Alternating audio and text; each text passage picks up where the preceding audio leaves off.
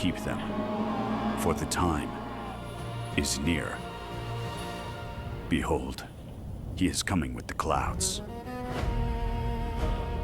I am the Alpha and the Omega, the one who is and who was and who is to come.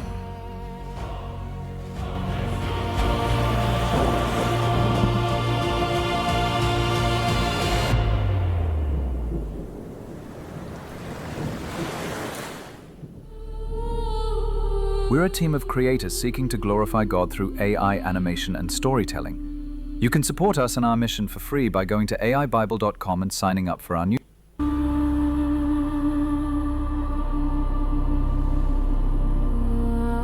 I was on exile here, on the island of Patmos.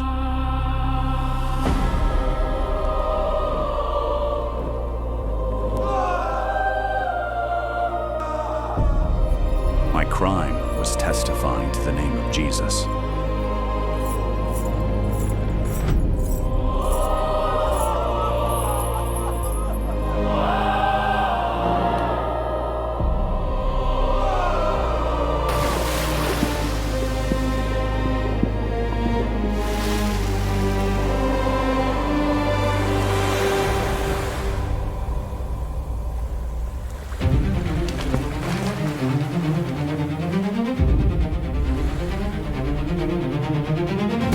It was the Lord's day. Wind pressed the sea into hard, dark plates.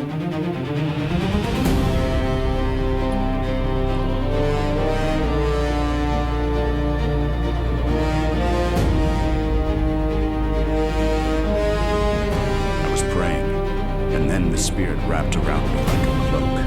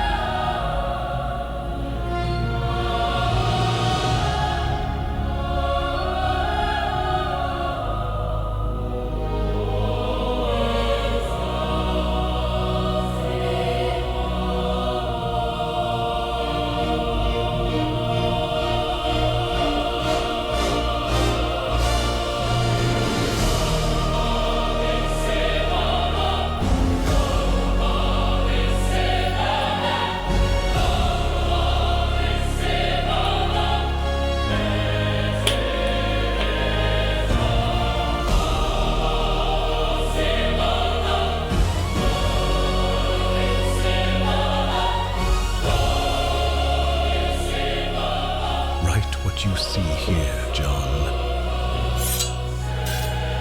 Tell my church what will take place.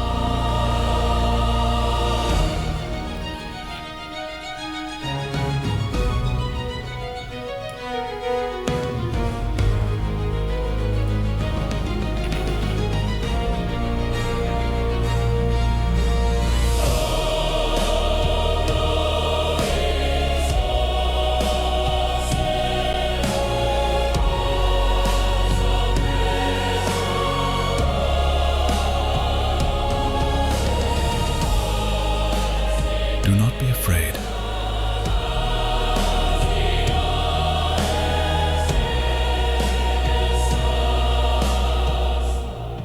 I am the first and the last and the living one. I was dead, and behold, I am alive forever and ever. I hold the keys of death and Hades.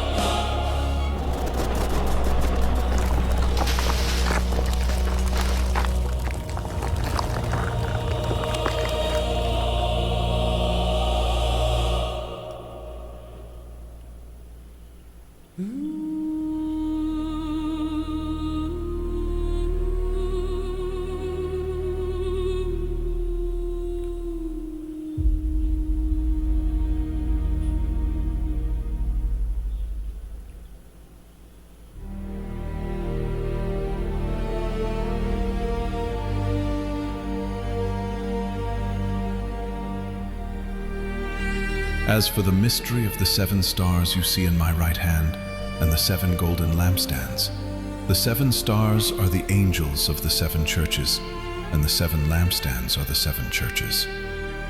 It is to them I reveal these things.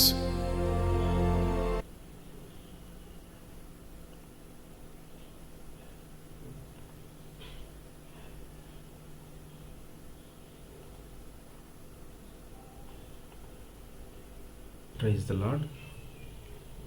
మంచిది, దేవుని పరిశుద్ధ నామానికి మహిమ కలుగును గాక.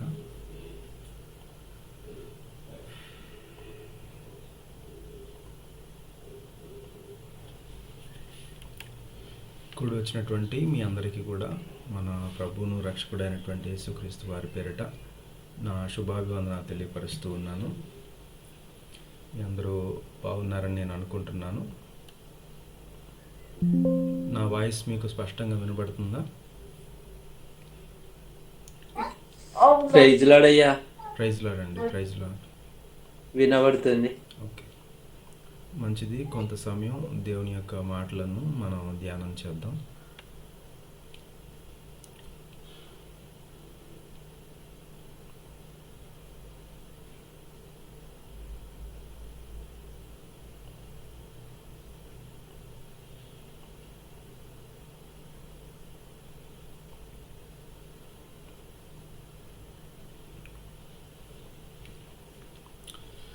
ఈరోజు మనము Bible గ్రంథంలో ఉన్నటువంటి కొన్ని విషయాలు, ముఖ్యమైనటువంటి విషయాలు, ముఖ్యంగా ప్రార్థన గురించినటువంటి విషయాలు మనము ధ్యానం చేద్దాం. వాటిలో భాగంగా ఈరోజు ఒక వ్యక్తి జీవితం గురించి నేను మీకు పరిచయం చేయాలని నేను అనుకుంటున్నాను. ఆ వ్యక్తి జీవితం నిజంగా సవాలుకరమైనటువంటి జీవితం. మనందరం కూడా ప్రతిరోజు క్రైస్తవుడిగా ప్రతి విషయంలో మనం ప్రార్థన చేసుకుంటూ ఉంటాం. కొన్ని విషయాలు దేవుడు మనకి మేలు చేయాలని మనం అనుకుంటున్నాం. దేవుని దగ్గర నుంచి కొన్ని విషయాలు మనం అడుగుతూ ఉంటాం, మనకు సహాయం కావాలని. అవి మనకు ఉన్నటువంటి ఎటువంటి పరిస్థితుల్లోనైనా సరే దేవుడు మనకు సహాయం చేసే దేవుడిగా ఉంటున్నాడు. బైబిల్ గ్రంథంలో ఈరోజు నేను మీకు పరిచయం చేయాలనుకున్నటువంటి విషయం, ఒక వ్యక్తి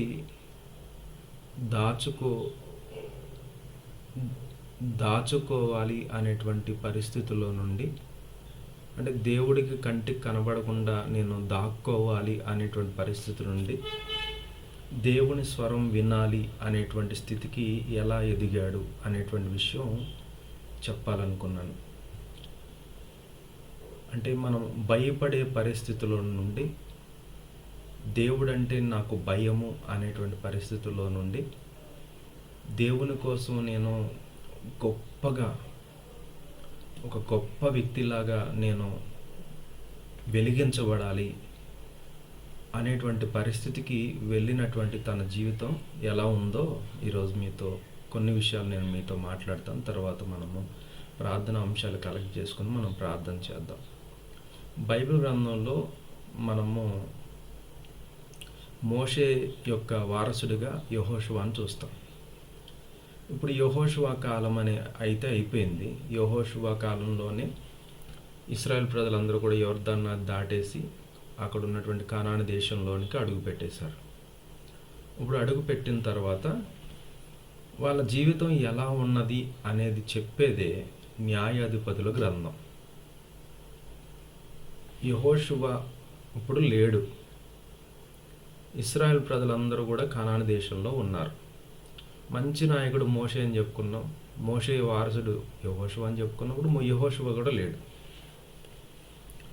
ఇప్పుడు ఇశ్రాయేల్ ప్రజలందరూ కూడా ఎలాంటి పరిస్థితుల్లో ఉన్నారంటే, వాళ్ళకేమో నాయకుడైన యెహోషువ లేడు.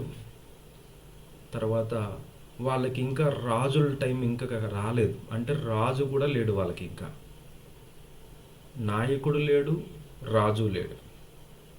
వాళ్ళకి అసలు సరైన నాయకత్వం అనేది లేదు. కాబట్టి ఏం జరిగిందంటే, ఇశ్రాయేల్ ప్రజలందరూ కూడా కనాను దేశంలో వాళ్ళకి నచ్చినట్టుగా, నచ్చిన డైరెక్షన్లో, నచ్చిన విధానంలో, నచ్చినట్లుగా ప్రవర్తించడం అనేది ప్రారంభించారన్నమాట. అంటే వాళ్ళకి ఇచ్చినటువంటి స్వేచ్ఛ ఏమైపోయిందంటే, దేవుడు వాళ్ళకి ఇచ్చిన స్వేచ్ఛ ఏమైపోయిందంటే అది అల్లరికి కారణమైపోయింది. ఎంత దారుణంగా కారణమైపోయిందంటే, వాళ్ళు ఆ రోజుల్లో 4 పనులు రిపీటెడ్గా మరలా చేస్తూ ఉండేవాళ్ళు. రిపీటెడ్గా. మనం ఇప్పుడు ఏదైనా ఒక తప్పు ఒకసారి చేసాము, దేవుడు గద్దించాడు అని అంటే మరలా ఆ తప్పు చేయకుండా ఉండడానికి ప్రయత్నం చేస్తాం కదా. ఈ టైంలో రాజు లేడు, నాయకుడు లేనటువంటి ఈ టైంలో ఇశ్రాయేల్ ప్రజలైతే వాళ్ళు మాత్రం మరలా ఒకటే తప్పు అనేక సార్లు చేస్తూ వచ్చారన్నమాట. దానినే మనం ఏం చెప్తామంటే న్యాయాధిపతుల కాలం. వాళ్ళు చేసిన 4 పనులు ఏంటంటే, ఒకటి ఏదో ఒక పాపం చేయటం.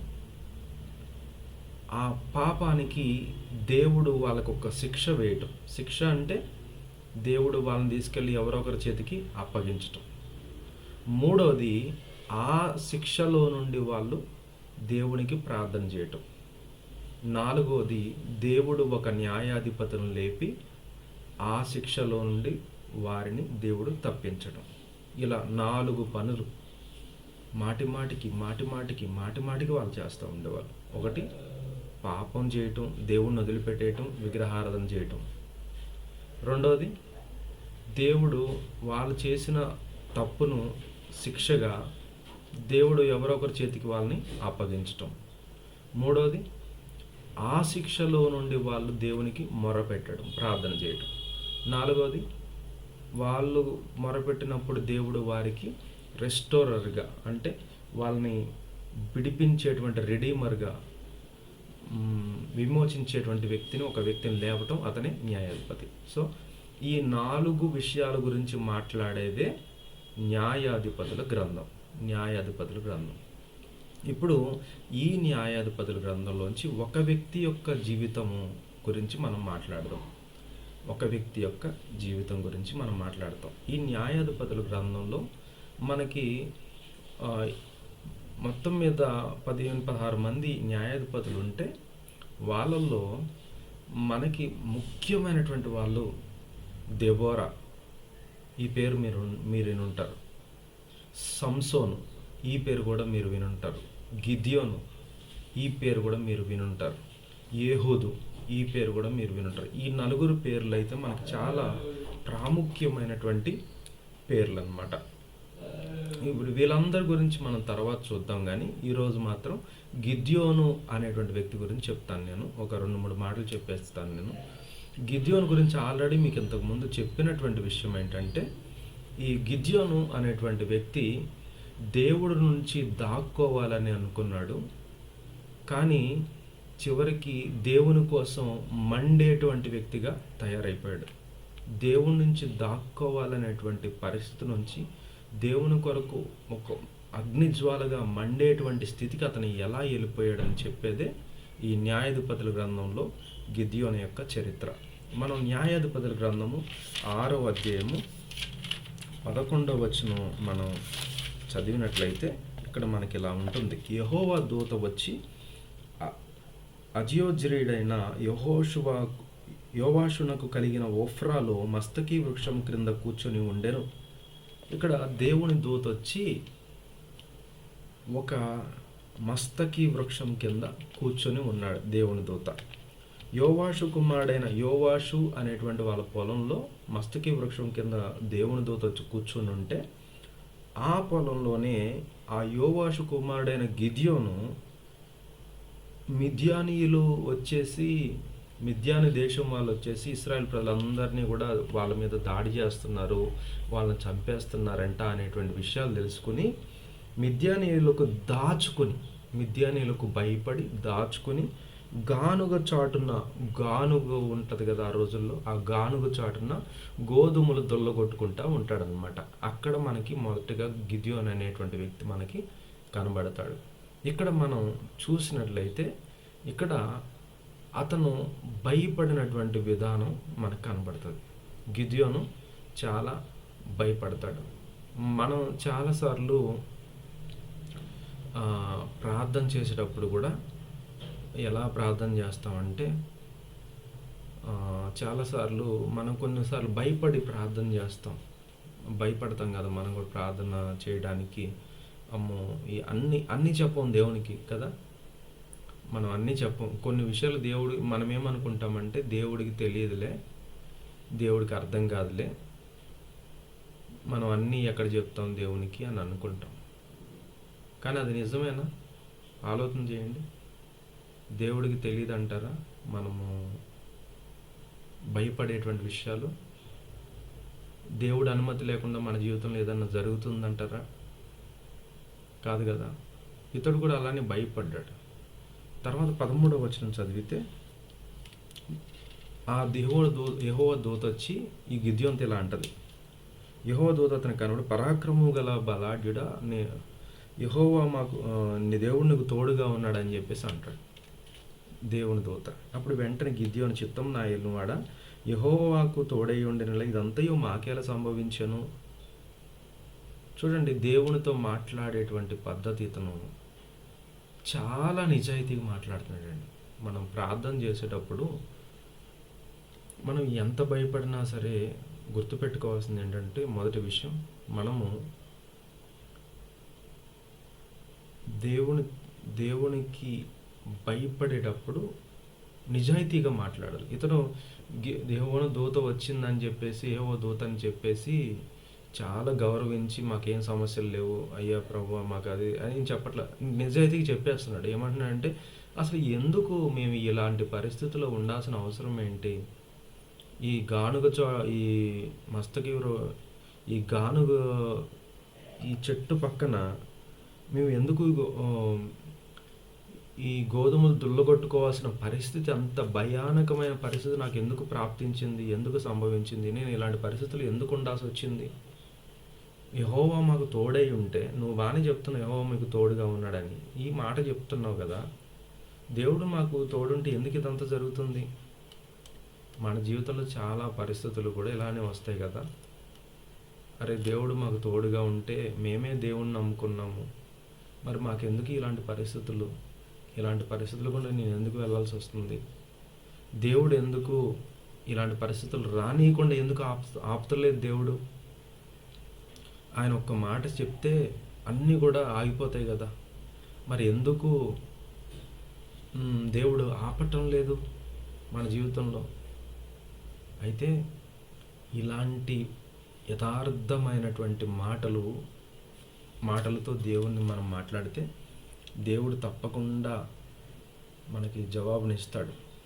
6వ అధ్యాయం 36 నుండి చదివితే, అప్పుడు గిద్యోను, నువ్వు సెలవిచ్చినట్లు నా చేత ఇశ్రాయేలు ఉద్దేశించినట్లా నేను కళ్ళమున్న గొర్రె బొచ్చు ఉంచిన తర్వాత నేల అంతయు ఆరి ఉండగా ఆ గొర్రె బెచ్చు మీద మాత్రమే మంచు పడిన ఎడల నీవు సెలవిచ్చినట్లు ఇశ్రాయేలును నా మూలంగా రక్షించదవని నేను నిశ్చయించుకుందని దేవునితో అన్నాడు. ఇలా మాట్లాడుతూ ఈ సంభాషణ అంతా ఎలా వెళ్ళిపోయిందంటే, దేవుడు ప్రభువా నువ్వు మాకు తోడుగా ఉన్నట్లయితే నాకు రుజువు కావాలి అనేటువంటి స్థితికి వెళ్ళిపోయాడు అన్నమాట గిద్యోను. నువ్వు నాకు తోడుగా ఉంటే నాకు రుజువేంటి? 2 సార్లు అడిగాడన్నమాట. అతడు ఏమంటాడంటే, నేల మొత్తం తడిగా ఉంది, ఆ నేల మీద గొర్రెబొచ్చేస్తాను, ఆ గొర్రెబొచ్చు మాత్రం చాలా పొడిగా అయిపోవాలన్నట్టుగా అతడు ఒక సూచన కోరుతాడు. ఈ స్టోరీ అంతా నేను చెప్పట్లా, డీటెయిల్గా చెప్పట్లా, మన అవసరమైన విషయాలు 2-3 విషయాలు చెప్తున్నాను, ఎందుకంటే మనం ప్రార్థన చేసుకోవాలి కాబట్టి. అప్పుడు దేవుడు చాలా సహనంతో సాత్వికంతో దేవుడు తనకు సమాధానం చెప్పి అతడికి వచ్చినటువంటి డౌట్ని విశ్వాసము ద్వారా తను చేయటం ద్వారా ఈ దేవుడు చూడండి అక్కడ ఏం జరుగుతుందో.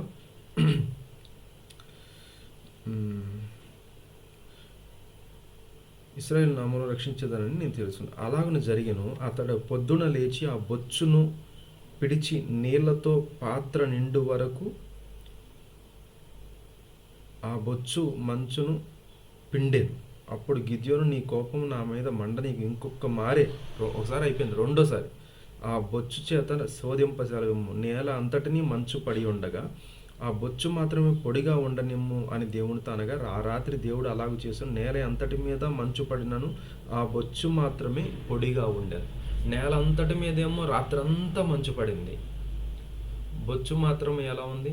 చాలా డ్రైగా, చాలా వెట్టుగా కాకుండా చాలా ఎండిపోయినట్టుగా కనబడింది అనమాట. 2 సార్లు దేవుడిని గిద్యోను శోధించాడు. 2 సార్లు కూడా దేవుడు ఏం చెప్పాడంటే, నేను నీకు తోడుగా ఉన్నాను, నీ చేత ఇశ్రాయేలు ప్రజలందరినీ కూడా రక్షించాలని నా ఉద్దేశమైంది, అది నేను నిర్ధారించేశాను అని చెప్పి దేవుడు తెలియపరిచాడు.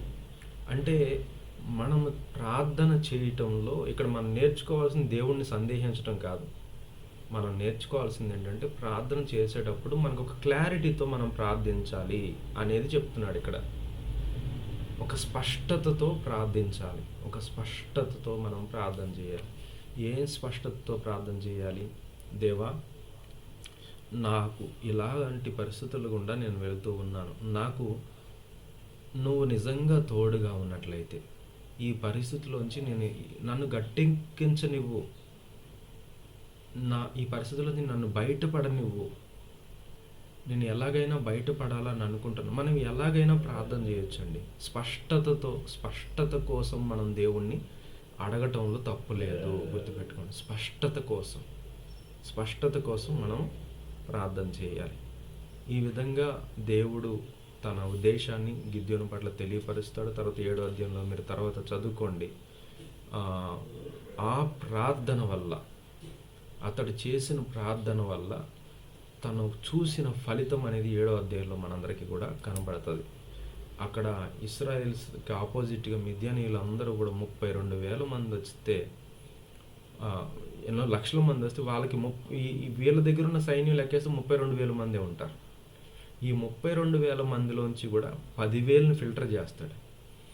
ఈ 10,000 మందిలోంచి కూడా 300 మంది మాత్రమే పెట్టి కొన్ని లక్షల మందిని జయిస్తాడు గిద్యోను. ఈ యుద్ధం కత్తులతో జరిగింది కాదు, లేకపోతే ఇంకా వేరే దాంతో ఏది జరగలేదు. జస్ట్ కేవలం ఒక దీపపు బుడ్డీలు, కుండను పగలగొట్టడం ద్వారా, కుండల సౌండ్ ద్వారా, లాంతర్ల ద్వారా, దీపాల ద్వారా జరిగినటువంటి యుద్ధం. వెలుగు, శబ్దము, విధేయత, ఈ 3 కలిపి వచ్చిందే గిద్యోను యొక్క విజయం అన్నమాట. అంటే ఇక్కడ అంతా కూడా మనం ఏం చూస్తామంటే, ప్రార్థన ద్వారా బలహీనత అనేది ఒక ఆయుధంగా దేవుడు మార్చగలుగుతాడు. ప్రార్థన ద్వారా మన బలహీనతలను ఆయుధంగా దేవుడు మార్చగలుగుతాడు. ఈ విషయాన్ని మీరందరూ కూడా గుర్తుపెట్టుకోండి. ప్రార్థన చేసేటప్పుడు ఒక 3 విషయాలు నేను చెప్తున్నాను. ప్రార్థన చేసేటప్పుడు ఒకటి, దాక్కోవద్దు మనం, అంటే దాచొద్దు ఇది కూడా.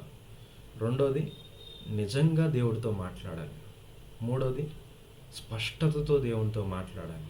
4వది, ఆ విధంగా ఆ మూడు కానీ జరిగినట్లయితే మన జీవితంలో దేవుడు గొప్ప ఫలితాన్ని మనకి ఇస్తాడు. అటువంటి కృప దేవుడు మనందరికీ దయచేయను గాక. ఆమేన్.